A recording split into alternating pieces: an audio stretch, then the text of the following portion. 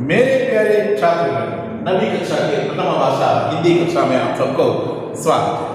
बच्चों, पिछली कक्षा में हम अध्ययन किए थे कि पाप और पुण्य नामक एक पूरक वचन के बारे में अध्ययन किए और आज की कक्षा में एक प्राकृतिक सौंदर्य के बारे में वर्णन करने वाले एक प्राकृतिक सुषमा कहते हैं ना, नयन मनोहर स्थान कहते हैं ना, वैसा स्थान के बारे में अध्ययन करने वाले हैं।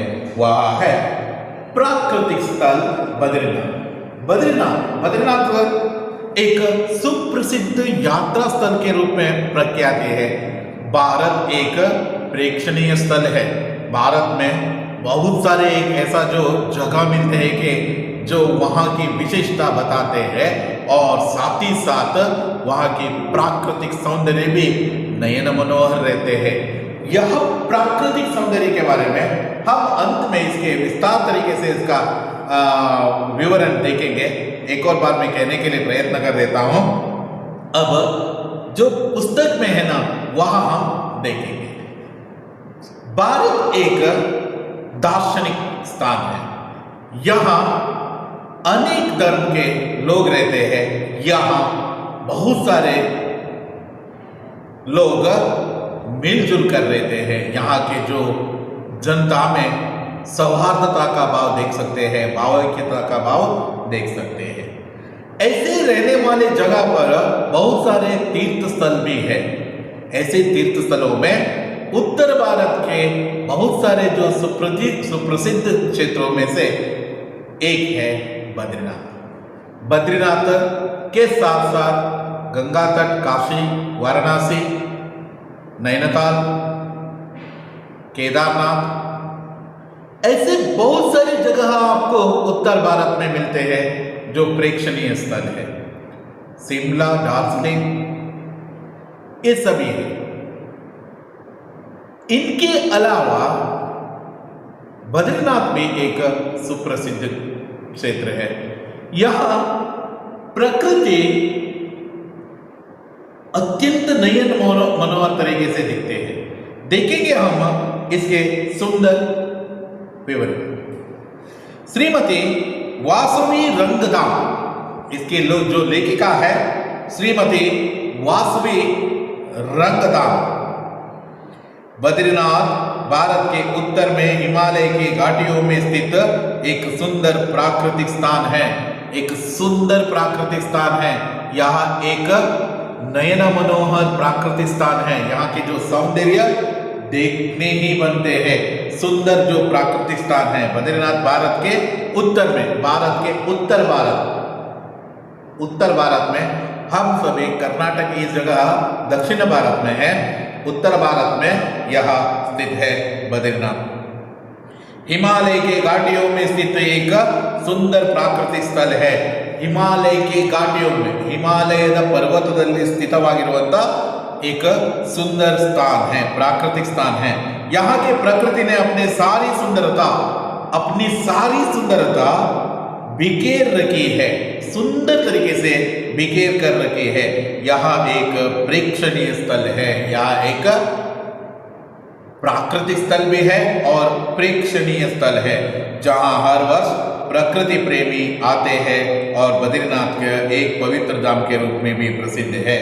यहाँ हजारों संख्या में, लाखों संख्या में, करोड़ों संख्या में प्रकृति प्रेमी यहाँ आते हैं और बद्रीनाथ एक पवित्र धाम के रूप में भी प्रसिद्धि है। यहाँ एक पुण्य स्थान है। यहाँ गए तो आपका जीवन पावन होते हैं, ऐसा प्रतीति है। ऐसा जो रहने वाले प्राकृतिक स्थल बद्रीनाथ के बारे में विस्तार तरीके से अध्ययन अब हम करेंगे। प्रकृति के साथ मनुष्य का गहरा संबंध है। ये मनुष्य है ना, प्रकृति के साथ ही रहते हैं। प्रकृति को एक सुंदर रूप दे सकते हैं, प्रकृति को बिगाड़ भी सकते हैं। यह मनुष्य प्रकृति को अपने जो क्रियात्मक कलाओं से उसका रूप बदला भी जा सकते हैं। उसको एक मॉडर्न टच भी देने में समर्थ हो गए हैं।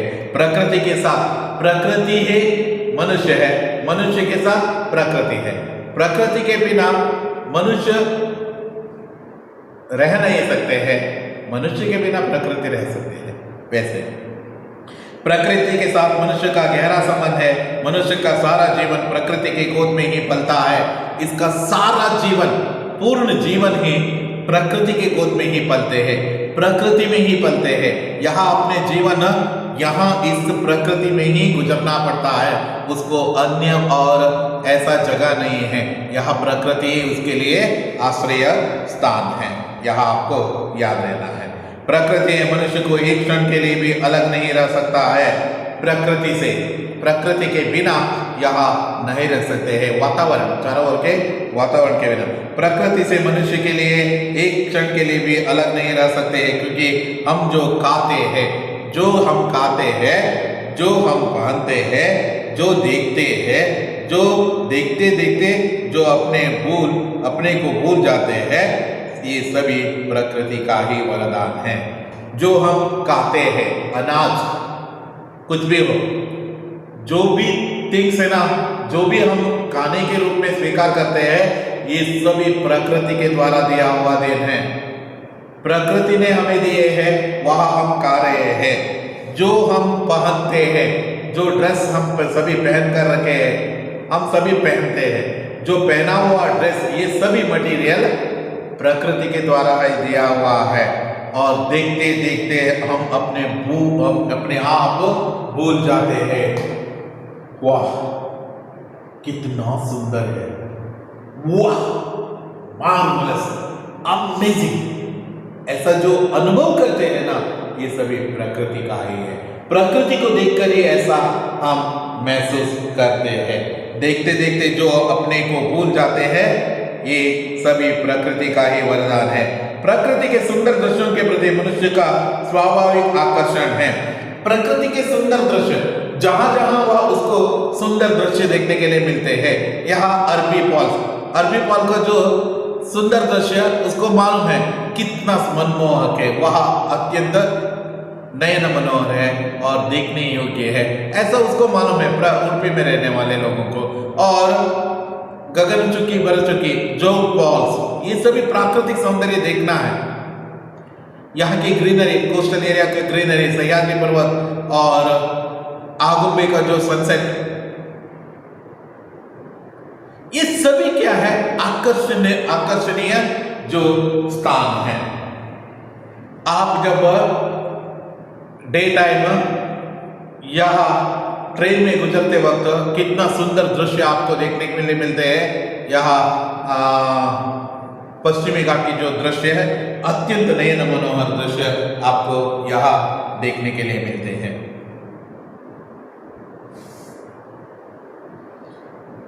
प्रकृति के सुंदर दृश्यों के प्रति मनुष्य का स्वाभाविक आकर्षण होते हैं। प्रकृति का सुंदर दृश्य, जहां जहां उसको सुंदर दृश्य नजर आते हैं ना, वह सभी स्वाभाविक आकर्षण है, उसके लिए एक मनुष्य का स्वाभाविक आकर्षण के रूप में है। प्रकृति सदैव ही मनुष्य के जीवन को प्रभावित करते आई है। प्रकृति सदैव मनुष्य को आकर्षित करते हुए आए हैं, यह आपको मालूम रहना है, क्योंकि मनुष्य के साथ इस प्रकृति का गहरा संबंध छिपा हुआ है। यह प्रकृति मनुष्य को आनंद दे रहे हैं, आनंद, उसका स्वाद मनुष्य उठा रहे हैं। ये सभी प्रकृति के द्वारा दिया हुआ देन है। इनके जो आधार पर ही यह प्रकृति के सौंदर्य को देखते देखते मनुष्य बड़े भी हुए हैं। आपको शायद यह मालूम हुआ, ऐसा मैं मानता हूँ। आपको मालूम हुआ है ना? मालूम हुआ क्या? Yes, very good, super. यह है प्राकृतिक स्थान बद्रीनाथ के जो वर्णन करने से पहले किया हुआ प्रारंभिक अंश है। देखेंगे हम अभी बद्रीनाथ की ओर आगे बढ़ते हैं। देखेंगे हमारा भारत प्राकृतिक सौंदर्य से भरा हुआ है। और हमारा देश है ना, हमारे देश में प्राकृतिक सौंदर्यों की कमी नहीं है। कर्नाटक भी एक खजाना की तरह ही है प्राकृतिक सौंदर्य में। हमारा भारत प्राकृतिक सौंदर्य से भरा हुआ है, जिनमें ऊंची ऊंची पहाड़ जदों, लंबी लंबी नदियों, घने घने जंगलों की शोभा भरी हुई है। देखिए प्राकृतिक सौंदर्य में ये तीनों रहा तो सौंदर्य उसका ज्यादा बढ़ा देते हैं। देखिए सौंदर्य का स्थान इन तीनों में से छिपा हुआ है। ऊंची ऊंची पहाड़ देखने योग्य है। वाह, इसका ब्यूटी तो देखने ही बनते हैं। लंबी लंबी नदियों की बहने की स्टाइल और लंबी लंबी नदियां जब वहां बहते वक्त नीचे गिरते वक्त कितना मनमोहक दिखते हैं। ये सभी देखने योग्य स्थान ही है। घने जंगल भी एक प्राकृतिक सौंदर्य को बढ़ाने का एक हिस्सा ही है। इन तीनों को एक ही स्थान में देखे तो मनुष्य को मुग्ध हो जाते हैं। यहाँ एक जगह पर ये रहे तो भी इसका आनंद पूछने की बात ही नहीं है। यदि ये तीनों एक ही जगह पर देखने के लिए मिला तो ये तीनों भी एक ही जगह पर आपको जो है ना उपलब्धि है, तो ये तीनों भी आप एक ही जगह पर देखते हैं तो कितना आश्चर्य होगा, कितना आनंदित होगा और कितना मंत्र मुग्धित करने वाले हैं आप सबको। ऐसा के मनुष्य मुग्ध हो जाते हैं। लेकिन इन तीनों को भी एक ही जगह में देखे तो मनुष्य मुग्ध हो जाते हैं। हिमालय पर इन तीनों का एक स्थान पर देख सकते हो।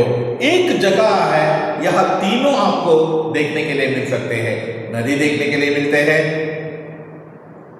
क्या देखने के लिए मिलते हैं, पहाड़ देखने के लिए मिलते हैं और साथ ही साथ जंगल भी देखने के लिए मिलते हैं। एक तरफ पहाड़ है, एक तरफ नदी है, एक तरफ जंगल है। इस तरह रहने वाले सुंदर जो दृश्य हमें नजर आते हैं वह है, देखेंगे कहाँ।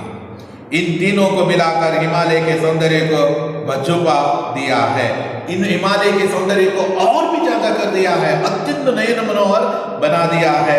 हिमालय के सौंदर्य को ज्यादा बढ़ा दिया है। हिमालय को भगवान शंकर का वासस्थान कहलाते हैं। हिमालय कैलाशगिरी में रहते हैं हमारा शिव।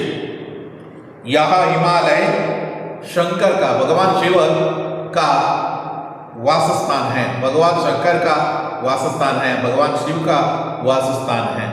यहाँ कैलाश पर्वत में भगवान शिव रहते हैं, ऐसा हमें मालूम है और प्रतीति भी है। बच्चों, हिमालय के सौंदर्य को बढ़ा रहे हैं बद्रीनाथ, हिमालय का सौंदर्य को डबल कर रहे हैं बद्रीनाथ, हिमालय का सौंदर्य को और भी ज्यादा करने में सफल हुए हैं बद्रीनाथ। इस तरह एक सुंदर प्राकृतिक सन्निवेश हमें चारों ओर नजर आते हैं। बद्रीनाथ एक सुंदर प्राकृतिक स्थान है। यहाँ इस प्रकृति के जो सौंदर्य है ना, देखने योग्य ही बनते हैं। प्राकृतिक दृश्यों को देखने के लिए लोग काश्मीर, बद्रीनाथ, मसूरी, नैनीताल, केदारनाथ आदि की यात्रा करते हैं। आपको मालूम है बहुत सारे लोग हैं जो प्राकृतिक सौंदर्य को देखने के लिए वहां सिलेक्ट करते हैं। कौन कौन सी जगह है, सुंदर सुंदर जगह है। एक तो काश्मीर एक हिमच्छादित प्रदेश है, बहुत सुंदर जो प्रदेश है।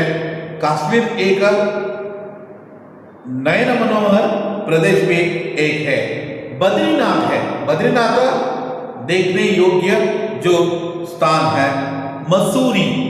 मसूरी भी उत्तर भारत में ही आते हैं। नैनीताल यहाँ भी उत्तर भारत में ही आते हैं। उसके बाद में आते हैं और केदारनाथ में आदि यात्रा करते हैं। केदारनाथ भी एक सुंदर प्राकृतिक स्थान ही है। प्राकृतिक सौंदर्य दृश्यों को देखने के लिए लोग काश्मीर, बद्रीनाथ, मसूरी, नैनीताल, केदारनाथ आदि की यात्रा करते हैं। पिछले वर्ष मुझे भी इन प्राकृतिक दृश्यों को देखने के मौका मिला था। लेखिका को भी यहाँ मौका मिला। कौन कौन सी जगह जाने के लिए मौका मिला? काश्मीर, बद्रीनाथ, मसूरी, नैनीताल, केदारनाथ, ऐसा बहुत सारे जो उत्तर भारत के बहुत सारे सुंदर जो दृश्यों को और जगह को देखने का जो मौका इनको मिला, देखने का मौका मिला। मुझे इन प्राकृतिक स्थानों में बद्रीनाथ सबसे आकर्षक लगा। लेखिका सिलेक्ट करते हैं, लेखिका वासवी जी इसमें पॉइंट आउट करते हैं कि नैनीताल, बद्रीनाथ, केदारनाथ, मसूरी, कश्मीर, केदारनाथ, इन सब में से लेखिका को पसंद आया बद्रीनाथ। लेखिका को बद्रीनाथ का जो प्राकृतिक सौंदर्य है ना, सबसे जो मनपसंद आया और साथ ही साथ मन छू लिया। इन प्राकृतिक स्थानों में से बद्रीनाथ सबसे आकर्षक लगा। बद्रीनाथ समुद्र तल से लगभग 20,244 फुट ऊपर स्थित है। तल से सी लेवल से हम सी लेवल के नजदीक है, सी लेवल नहीं है, जो नजदीक है मतलब बहुत नजदीक है, उतना जो दूर नहीं है। समुद्र तल से 20,244 फुट ऊपर स्थित है। पर्वत वृक्षों की मनोरम पृष्ठभूमि से बसा हुआ है। स्वर्ग से सुंदर बद्रीनाथ भारत का भव्य भाग ही नहीं है, अपितु ग्रीष्मकालीन पर्वतीय प्रांतों के सर्वोत्तम भी है। इसी के लिए वेरी वेरी इंपॉर्टेंट, सुंदर तरीके से वर्णन करते हैं। पर्वत वृक्षों से मनोरम पृष्ठभूमि बसा हुआ है। पर्वत एक तरफ से पर्वत वृक्षों की मनोरम पृष्ठभूमि है, वैसे जो यहाँ रहने वाले जगह है से बसा हुआ स्वर्ग से सुंदर है। दिखने में से स्वर्ग से भी सुंदर है। स्वर्ग इसके सामने कुछ भी नहीं है। स्वर्ग का सौंदर्य से भी अत्यंत नयन मनोहर सौंदर्य हमें देखने के लिए मिलते हैं। स्वर्ग से सुंदर बद्रीनाथ का यह भव्य बाल ही नहीं, अपितु ग्रीष्मकालीन पर्वतीय प्रांतों में भी सर्वोत्तम है। ऐसे कि भव्य बाल शिखर कलश ही नहीं है, या मात्र केवल स्वर्ग से सुंदर बद्रीनाथ ही नहीं है, यह अपितु ग्रीष्मकालीन पर्वतीय प्रांतों में सर्वोत्तम है।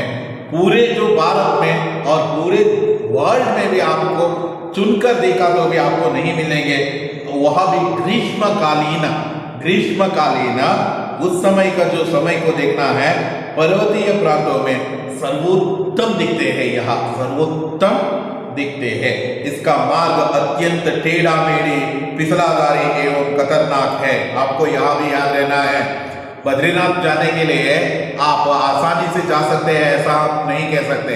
बहुत टेढ़ा मेढ़ा जो रास्ता है, टेढ़ा मेढ़ा जो रास्ता है, फिसलदार है, स्लिप हो सकते हैं, जारी बिरुವಂತ ಸಾಧ್ಯತೆ ಇದೆ और खतरनाक है, भयंकर खतरनाक के मतलब बहुत डेंजरस भी है। यहाँ रास्ते के एक तरफ हजारों फुट लंबे पहाड़ है, चोटियां, दूसरी तरफ तो हजारों फुट नीचे गहरी नदियां बहते हैं। देखिए यहाँ आपको यहाँ सौंदर्य देखना है, और यहाँ सौंदर्य बहुत सुंदर है। ऐसे है तो टेढ़े मेढ़े है,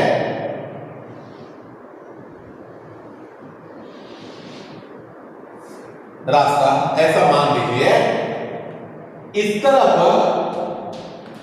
पहाड़ है, एक तरफ तो पहाड़ है, एक तरफ तो नदी है, नदी बहते हैं। वो भी क्या है, देखिए इसके एक तरफ देखिए तो बहुत ऊंचाई पर बहुत बड़े बड़े पहाड़ है।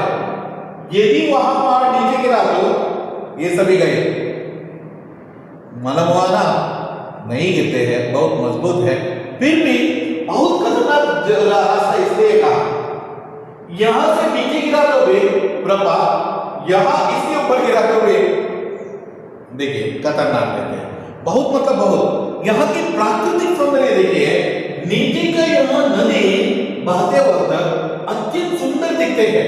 यहाँ जाते वक्त ऐसे जाते वक्त आपको यहाँ की जो सौंदर्य है ना, अत्यद्भुत दिखते हैं। और साथ ही साथ इस तरफ का सौंदर्य भी, पहाड़ों के सौंदर्य भी बहुत मनमोहक रहते हैं, बहुत मनमोहक रहते हैं। इसका मार्ग अत्यंत टेढ़ा मेढ़ी, फिसलदार एवं खतरनाक है। रास्ते के एक तरफ तो हजारों फुट लंबे पहाड़ है, हजारों फुट से भी लंबे पहाड़ है। वहां से मतलब रास्ते से हजारों फुट लंबे पहाड़ है, और दूसरी तरफ तो हजारों फुट नीचे गहरी नदियां बहती है। यहाँ एग्जैक्ट डाउन ही नहीं है, इससे नीचे गिरा तो भी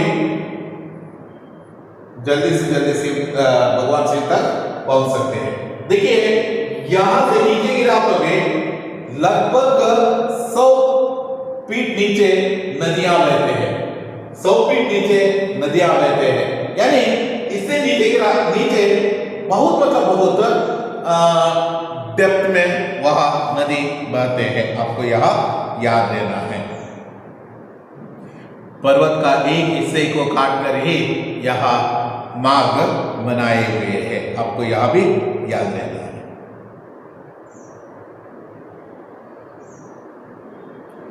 ऊट नीचे गहरी नदियां बहते हैं। हिमालय पहाड़ हरे भरे पेड़ों से भरा दिखाई देते हैं। हिमालय के पहाड़ हरे भरे पेड़ों से भरे हुए दिखाई देते हैं। यहाँ तो कॉमन है, यहाँ बहुत सारी नदियों का जन्म स्थान है हिमालय। वैसे रहने वाले वहाँ बहुत सारी नदियां भी बहते हैं। ऐसे रहने वाले इस नदियों के मुखज भूमि में या और यहाँ जगह पर बहुत सारी वृक्षों को देखने के लिए मिलते हैं। हरे भरे पेड़ों की बारात दिखाई देते हैं।